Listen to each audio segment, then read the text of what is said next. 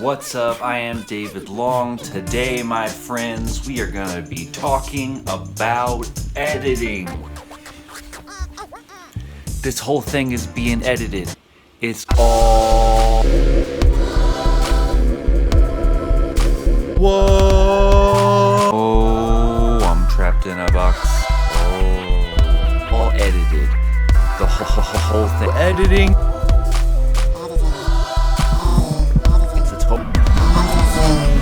Total scam. It's been edited. Don't believe.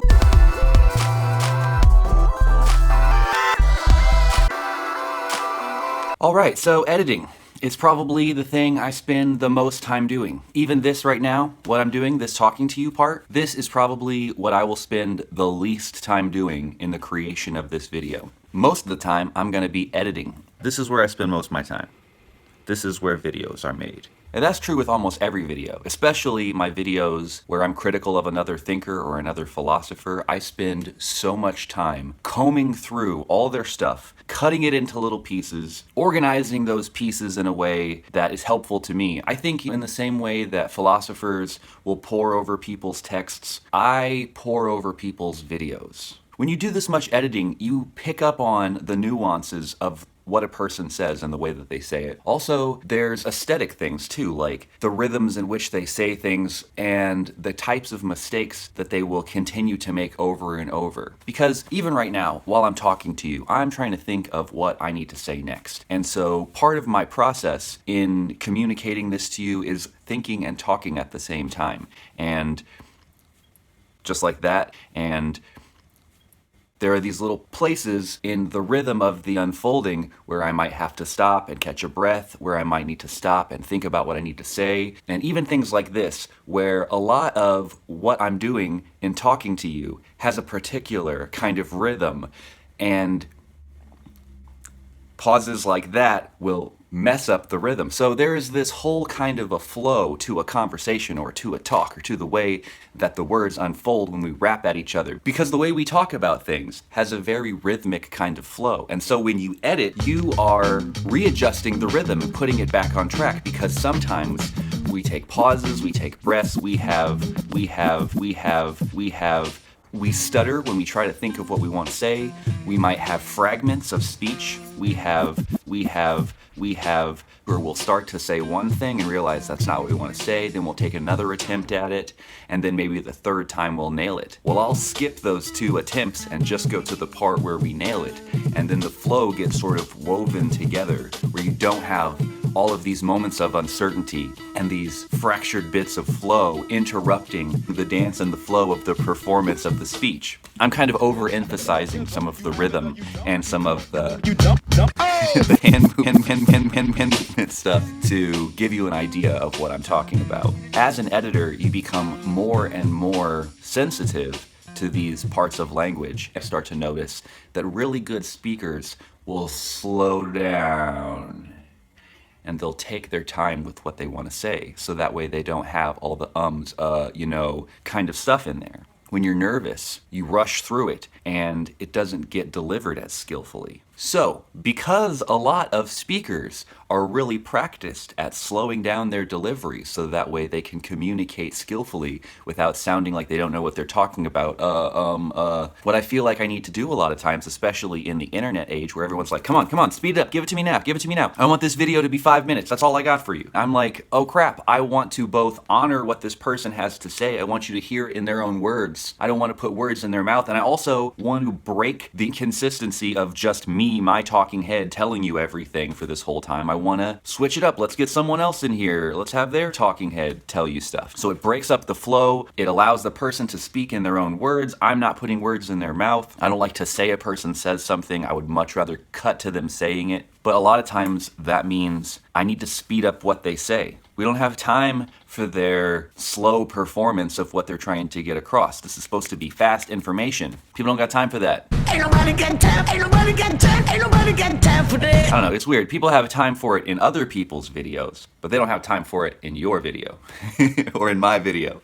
I guess it's because people don't care about me or what I think enough yet to want to invest and sit and listen. Maybe as you become more popular or people are more interested in what you say, they are willing to invest more time. That's one of the criticisms I got about my Sam Harris, Jordan Peterson video. They're like, make this shorter.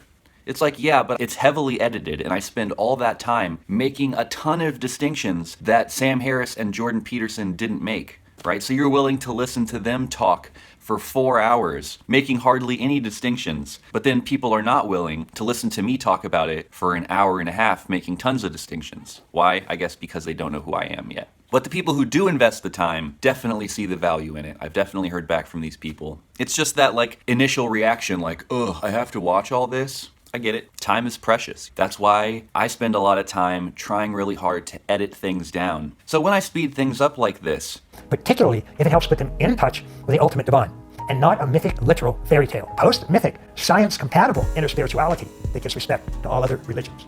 the good thing about it is that you can let a person talk a little bit longer. They can say more in less time. But then there are some key parts of what they're saying that I might want to slow down so that way I can make sure you really heard it. Post-mythic, science-compatible inner spirituality. Some people have said that they both don't like the speeding up, and some people have also said that they think that the slowing down makes it seem like I'm mocking the person or something. If I'm mocking the person, you will know it, okay? It'll be as simple as that. Usually, if I speed things up, it's because there's a limited amount of time and I'm trying to condense it and make it faster. If I slow something down, it's because I want to make sure you heard it. That's my reasons for speeding up and slowing down. I definitely almost always speed up my own voice as well. And I speed it up to 120%. I preserve the pitch, and that cuts it down significantly.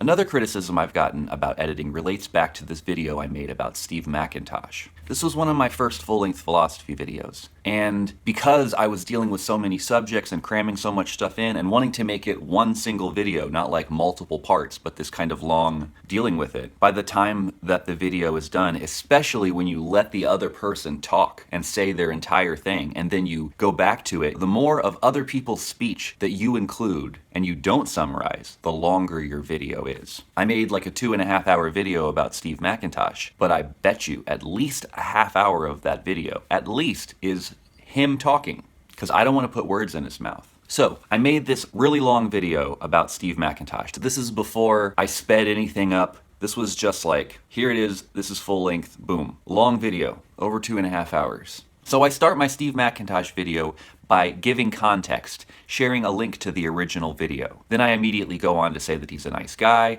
and I talk about our areas of agreement. And then I go straight to a clip of the video where I ask him a question, I qualify that question a little bit, then I let him respond in full. I play the clip of his entire response to what I said. So then, after he's given his full response to what I've said, because I'm an editor, I went through and I cherry-picked out all of the little places where he said things that I thought were dumb or wrong. And I made kind of like a highlight reel.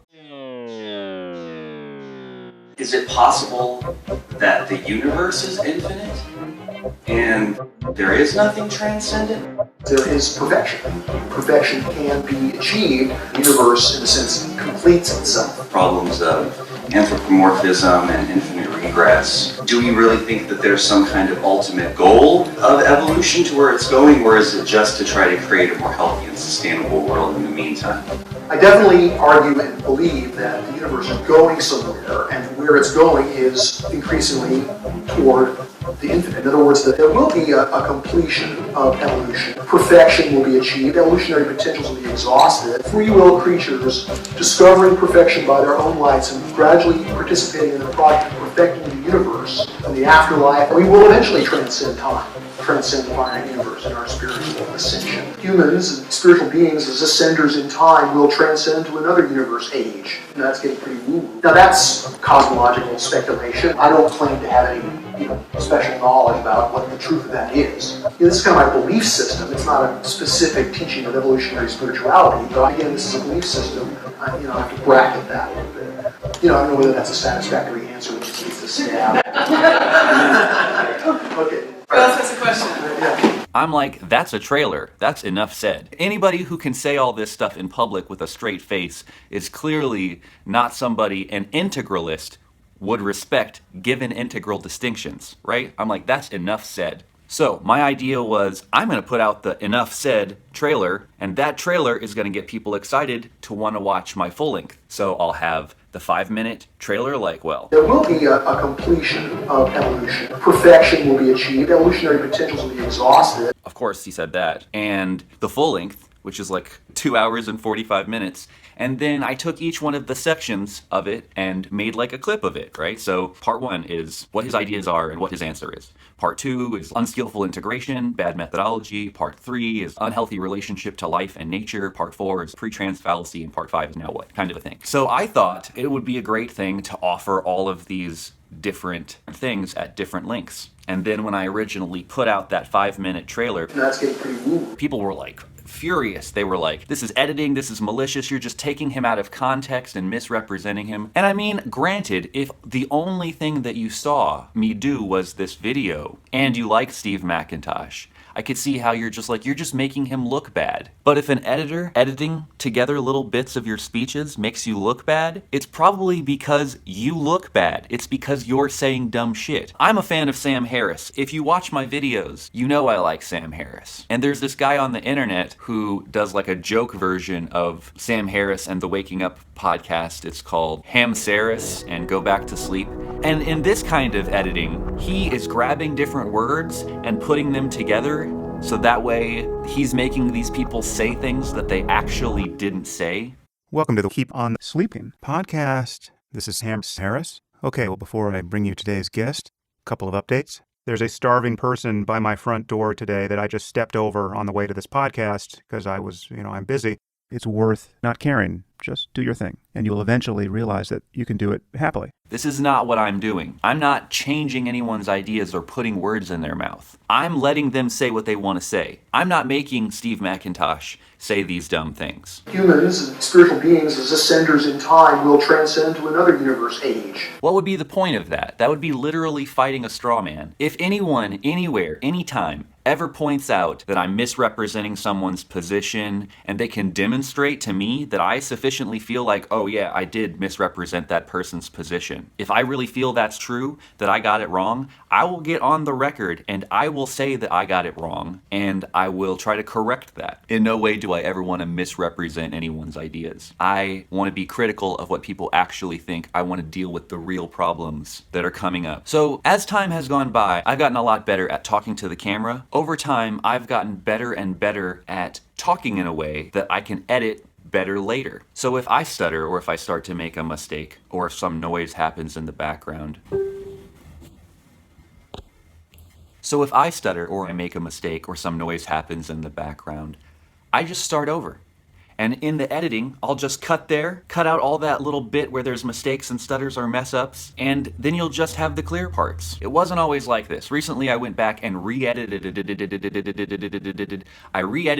an old video on misconceptions about spiral dynamics because I was listening to it something like 6 years later and noticing that I had just set up the camera and pressed play and put pressure on myself to make a video straight through, and there's all kinds of ums and knows and I'm working my way through it with no editing and with no plans to edit. So I have this 13-minute talk that has at least 3 or 4 minutes of just, all in it. So normally as an editor, I would edit all that out. And I do this for other people too. I edit all the moments of uncertainty out of a lot of people's talks, so that way you can get down to just the essence, just the flow. Some people are way worse than others when it comes to editing out parts of their speech, but everyone has these kinds of problems. One day I got the idea, wouldn't it be funny, wouldn't it be kind of cool or interesting if we reversed it? if we just kept the moments of uncertainty and edited out all the content. Well, since I updated that video, that is what I've done for you here and now. To me, it kind of seems like I'm on acid or something and I forgot how to talk, but I really want to explain to you why I desperately need a drink of water. Tell me what you think it seems like in the comments below. So these are the moments of uncertainty from my Spiral Dynamics Misconceptions and Subtleties talk. I hope you enjoy.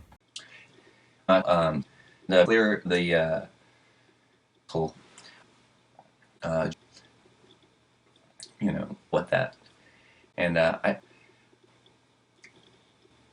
if you're, and they see them like, sort of, but there's a lot to ups and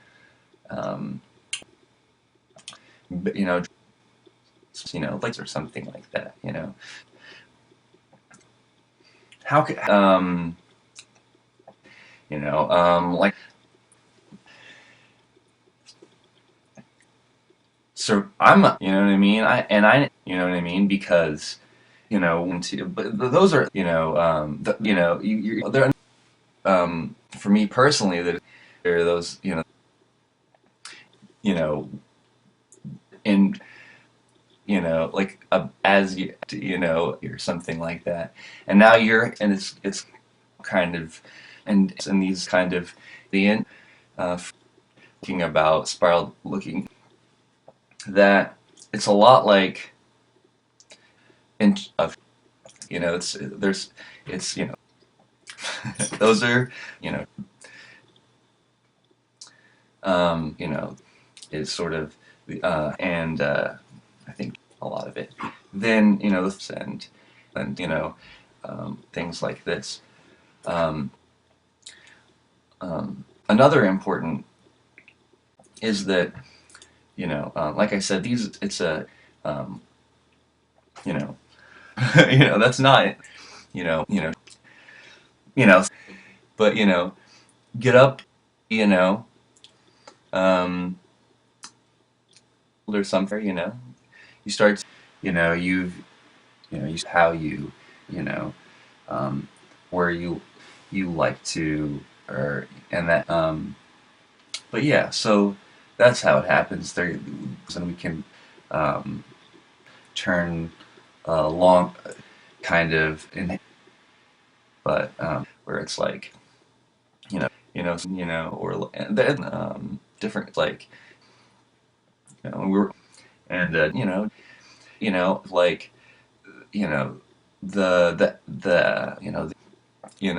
and this, like, acid, or what, but, what I mean?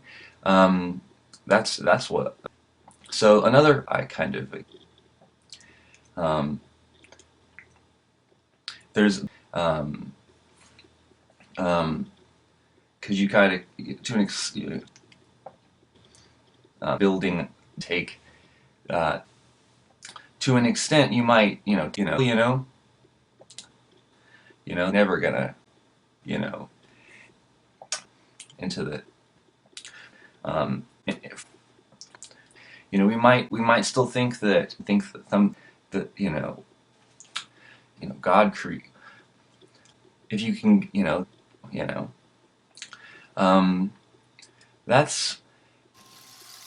that's ridiculous, I know. But hey, if you're an editor and you thought that was kind of funny, maybe try a version for yourself, maybe make a channel around different people's moments of uncertainty and how ridiculous they look. It could be a funny project. Check in the description down below for the original version, which I'm leaving up, as well as the new edited version, and compare, watch all those if you want, and you're the best. Thanks so much for watching. Like and subscribe, support me on Patreon, and check out my newest video series, What You Talking About, Wilbur? Peace!